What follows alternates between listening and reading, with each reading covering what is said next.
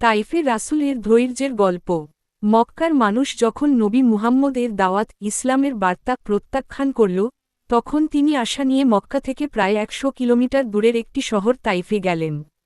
তাইফের লোকেরা ভাবলেন, তিনি হয়তো রাজনৈতিক ক্ষমতা বাণিজ্যের লাভের জন্য এসেছেন, তাই তারা তার কথা শোনার বদলে তাকে উপহাস করল।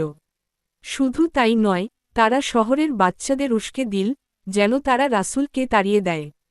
রাসূল যখন শহর থেকে বের হচ্ছিলেন, তখন বাচ্চারা ও কিছু লোক পাথর ছুঁড়ে মারতে শুরু করল।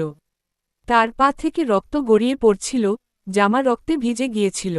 এমন কষ্টের মুহূর্তে, যদি তিনি চাইতেন, আল্লাহকে ডেকে শাস্তি নামাতে পারতেন, কিন্তু তিনি তা করেননি।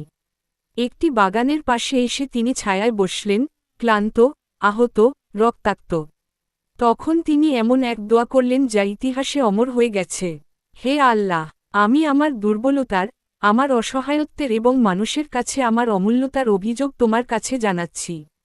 যদি তুমি আমার প্রতি অসন্তুষ্ট না হও, তবে এই সব কষ্ট আমার জন্য কিছুই নয়। কিছুক্ষণ পরে জিব্রাইল এসে বললেন, আল্লাহ চাইলে এই শহরের দুই পাহাড়কে একসাথে চাপা দিয়ে তাইফের মানুষদের ধ্বংস করে দেবেন। কিন্তু নবী বললেন, না, আমি আশা করি, তাদের পরবর্তী প্রজন্ম আল্লাহর ইবাদত করবে। এই ঘটনার শিক্ষা, ধৈর্য কঠিন পরিস্থিতিতেও নিয়ন্ত্রণ রাখা, ক্ষমা অন্যায় করলেও মানুষকে মাফ করা, আল্লাহর উপর ভরসা, যখন সব দরজা বন্ধ, তখনও আল্লাহর কাছে আশা রাখা। দাওয়াতের নীতি অপমানের বদলে দয়া ও ভালোবাসা দেখানো।